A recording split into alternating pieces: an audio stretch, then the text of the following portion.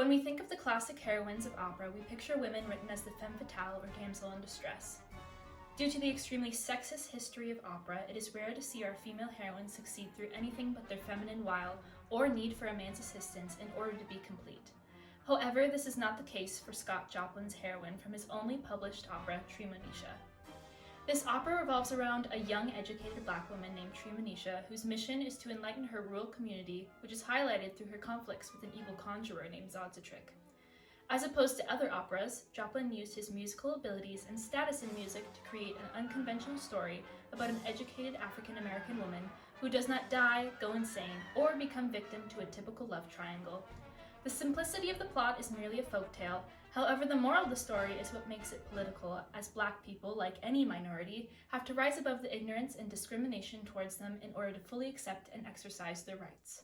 The thing that intrigued me about this opera is why would a man of minority write a story with such a strong female lead, let alone a strong black American woman, in the form of a high European art form? It is one of the few surviving live performance pieces about the immediate post-slavery era written by a black person who actually lived through it. Scott Joplin was a great ragtime composer and published his opera in 1911. It is the first all-African-American opera, the first of its kind, and was essentially lost. He died poor and never saw it come to fruition, and so it languished for years after.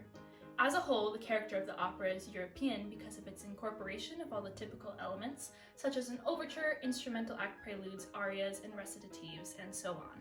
However, the plot and intention of the opera is inherently African-American. Joplin implemented African-American music techniques that created a diversification within the opera world, which was a step needed in order to begin to make this art form more inclusive to everyone.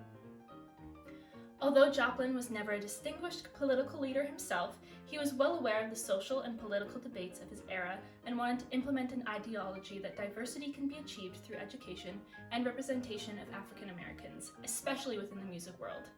He was able to achieve this through introducing themes of racial uplift ideologies and representation of strong black women through his plot, music, and portrayal of Treemonisha.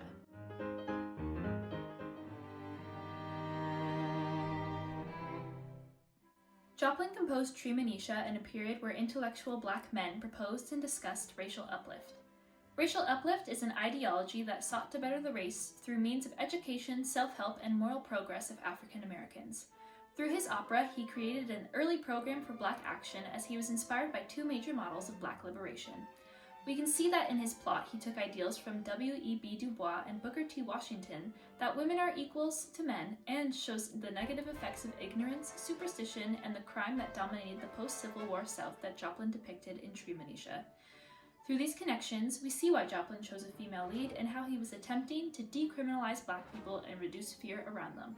Not only did Joplin create a program for black action, but also for black feminine action. Even though racial uplift is beneficial for the greater good, having a female representation was still controversial.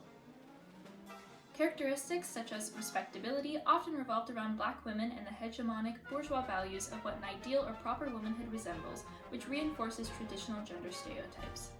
A true black woman proved her identity by reflecting the bourgeois values of domesticity and gentleness that pertain to the household, although these contributions were often dismissed by black elite men. Joplin wrote the character of Treemonisha to be the complete opposite of this. He completely separated her from the domestic life as she does not marry, have children, or fall in love. Instead, she remains a single independent woman throughout the entirety of the opera. The strong depiction of black womanhood is also supported musically.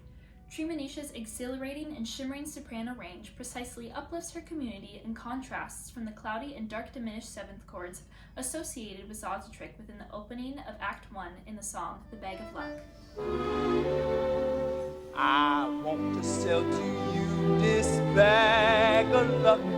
Your enemies it will keep away.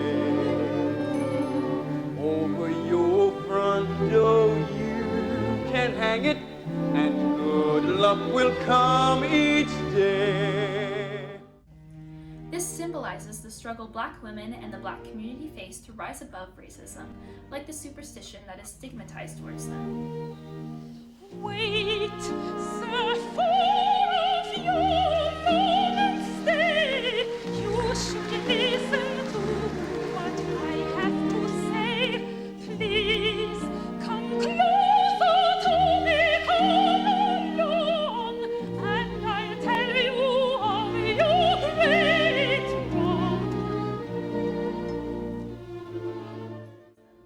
Treemonisha's consonant vocal lines symbolize the strength to overcome these struggles and that she will not become a victim to Zodzatrik's trickery.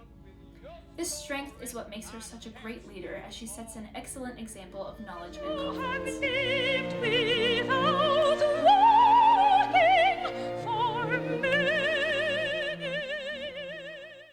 To conclude, Joplin's contemporary thought about progression through means of education in this opera is unusual compared to its counterparts written at this time, as plots usually revolved around tragedy surrounding love, sensuality, and violence.